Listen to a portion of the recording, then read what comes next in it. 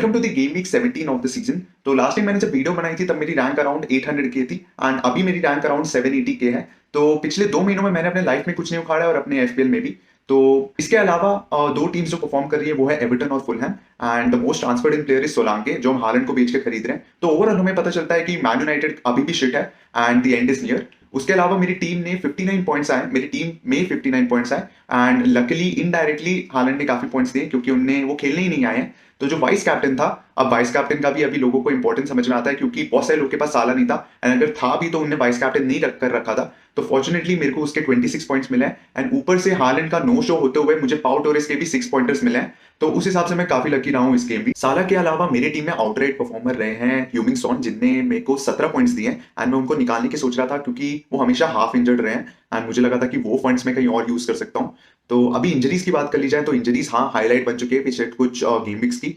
Holland, Trippier, Gordon, Taylor, Mbeumo, Maddison, Arriola and the list goes on. तो इन सबको replace करने के लिए अभी आपके पास वाइल्ड कार्ड भी एक ऑप्शन बन गया है। आप इस 17 गेम वीक से आपको एक नया वाइल्ड कार्ड मिलता है। तो काफी लोग को मैंने एक्टिवेट करते हुए देखा है। पर वाइल्ड कार्ड की ओवरऑल बात कर लूं तो मुझे लगता है कि बाद में बहुत अपॉर्चुनिटीज आएंगे, जैसे डबल गेम वीक्स आने वाले हैं कुछ वीक्स में, तो उस टाइम आप एक्टिवेट करेंगे तो ज्यादा बेनिफिशियल होगा। अगर आप अभी वाइल्ड कार्ड जरूर कर सकते हैं पर आपको सिर्फ 4 प्लेयर्स रिप्लेस करने को मिलेंगे, बाकी तो अभी टेम्पलेट टीम ही है। अभी डिफेंडर्स की बात कर ली जाए तो जिन लोगों के पास ट्रिपियर है उनको एक लिबर्टी फ्रीडम मिलता है कि वो ट्रेंट को अफोर्ड कर सकते हैं क्योंकि ट्रेंट अभी 8.2 मिलियन हो चुका है एंड जिनके पास अभी 4.5 टू 5.5 के बीच में डिफेंडर्स हैं वो आई डोंट थिंक सो अभी आप ट्रेंट को अफोर्ड कर सकते हो unless you're removing Haaland and investing those funds for Trent. अगर आप हिट ले रहे हो तभी आप ट्रेंट को ले सकते हो। पर ट्रिपियर ओनर्स आपके पास फ्रीडम रहती है कि आप डायरेक्टली ट्रिपियर टू ट्रेंट कर सकते हो for a free transfer. And Trent की बात कर ली जाए तो पिछले कुछ गेम वीक्स में 19 साल से ज्यादा पॉइंट्स लिए हैं एंड ट्रेंट जब वो हाइब्रिड रोल में जब वो आगे खेलते हैं तो he is unstoppable and he becomes essential. Next few game weeks में अगर हालैंड शो अप नहीं करते हैं तो I think the ownership is going to divert to Trent क्योंकि काफी मैनेजर्स के पास सिमिकास भी है तो वो 2 लिवरपूल डिफेंडर्स को लेना कंसीडर करेंगे कि नहीं। ट्रेंट के अलावा हमारे आ जाते हैं पेड्रो पोरो और यूडोगी। तो यूडोगी को मैं ज्यादा प्रीफर करता हूं despite Pedro Porro having more attempts in front of the goal and उनके हायर अमाउंट ऑफ क्रॉसेस भी होते हैं। पर अगर आप यूडोगी को देखा जाए तो वो उनकी पोजीशनिंग को आप अगर देखें तो he likes to revolve around the box, मतलब वो एक डायरेक्ट थ्रेड बन जाते हैं। इसलिए उन्होंने जो अभी गोल स्कोर किया था उन्हें ही स्टार्ट ऑफ किया था and then he moved inside the box. तो ये चीज आपको काफी दिखती है जब अगर आप यूडोगी को स्पेसिफिकली देखें एंड जब भी स्पर्स ज्यादा पोजीशन रखती है तो they play much more freely. तो यूडोगी को वो लाइसेंस मिल जाता है कि वो ज्यादा बॉक्स की तरफ मूव करें एंड उनकी प्राइस पॉइंट को भी देखते हुए मुझे लगता है कि वो पेड्रो पोरो से थोड़े चीप है एंड वो बॉक्स के अराउंड रिवॉल्व करते हैं तो वो मेरे लिए जरूर एक बेटर ऑप्शन बन जाते हैं। उसके अलावा अगर आपको एक और ऑप्शन देखना है तो बॉर्नमथ के नेक्स्ट 4-5 गेम वीक्स काफी अच्छे पिक्चर्स हैं। तो अगर आपको पंट लेना है तो आप सेंसे की तरफ देख सकते हैं, वो इज प्राइस एट 4.4 मिलियन। अब न्यूकासल की ओवरऑल डिफेंस की बात कर ली जाए तो Trippier was always there to make a difference, मतलब इन द सेंस वो हमेशा एक bonus magnet and random assist provide करते थे ऑन रेगुलर बेसिस क्योंकि वो सेट पीसेस में भी थे और कॉर्नर्स में भी। पर पिछले कुछ गेम वीक्स में जैसे 3 गोल जो कंसीड किए लास्ट 2 गेम वीक्स में वो डायरेक्ट इंडिविजुअल एरर्स थे ट्रिपियर के जिनकी वजह से उन्होंने कंसीड किए गोल्स। तो अभी उनका काफी डाउन पॉइंट चल रहा है वो भी सस्पेंडेड भी है शायद नेक्स्ट गेम वीक के लिए, तो उनको जरूर मैं सेल करूंगा।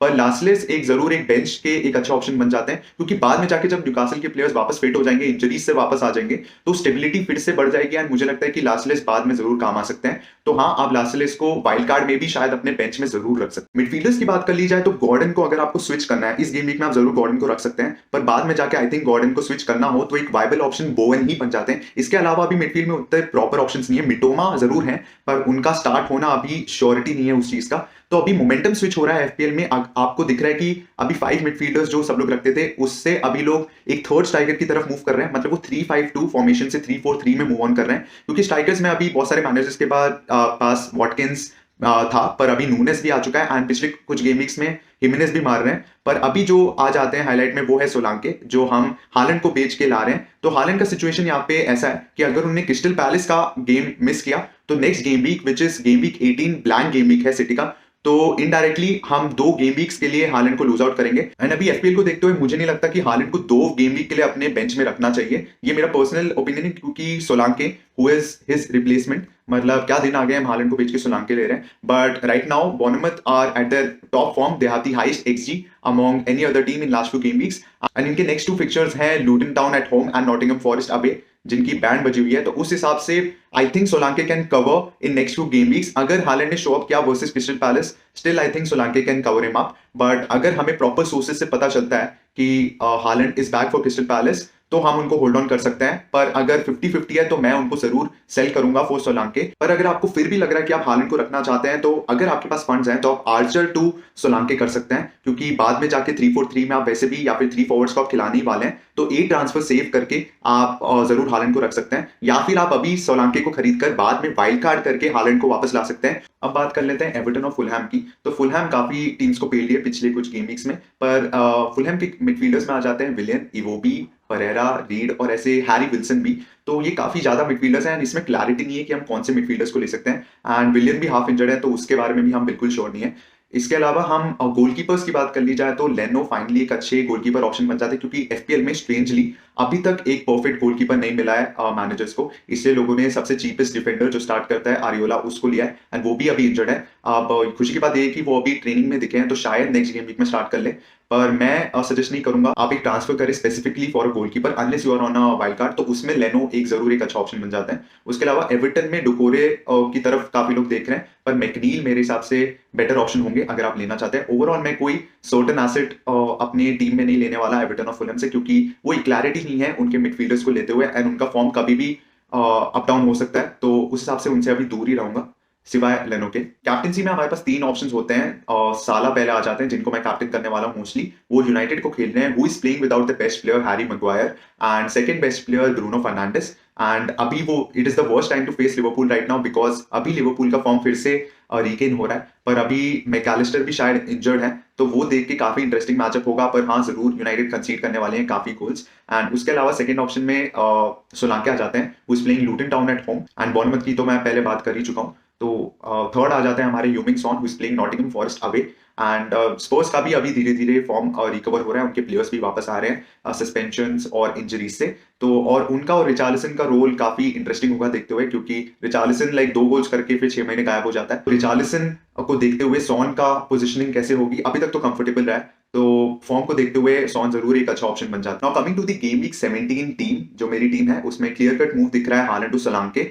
तो unless Haaland is 100% going to start versus Crystal Palace, मतलब अगर ये न्यूज मिल जाए तभी मैं उनको रखूंगा, वरना इवन इफ इट्स 50-50 जैसे मैंने पहले बोला था, I will make the move to Solanke. And दूसरा मेरे को एक मूव करना है, that is spinner to Trent, but that is for -4। तो मैं वो हिट नहीं लेना चाहता इस गेम वीक। मेरा ऑब्वियसली अगर मेरे पास 2 फ्री ट्रांसफर होते तो मैं जरूर वो मूव अभी तक कर लेता। एंड आई थिंक यही मेरा सजेशन या फिर एडवाइस रहेगा इस गेम वीक का, कि आप कोई हिट्स ना ले, क्योंकि आपकी टीम में काफी इंजरीज हैं और या फिर कोई सस्पेंशन हैं। एंड इंजरीज का मतलब आरियोला या फिर गॉर्डन है, who might not show up. तो अगर आप 10 मैन या फिर 9 मैन डाउन हो एंड आपने हिट भी ले रखी है, तो आप काफी पॉइंट्स लूज आउट करेंगे। तो इस गेम वीक में बस इतना ही, मैंने थोड़े सजेशंस आपको दिए थे इन डिफेंस एंड मिडफील्ड। आप भी बताइए कि आपको नेक्स्ट 2 गेम वीक्स में कौन से ऐसे ऑप्शंस लगते हैं जो निकल के आ सकते हैं, क्योंकि काफी फिक्चर्स आ रहे हैं दिसंबर में, सबसे ज्यादा फिक्चर्स होते हैं, boxing day, Christmas and all of that. तो आप जरूर बताइएगा कि आप कौन से ऑप्शंस को देख रहे हैं। एंड तब तक के लिए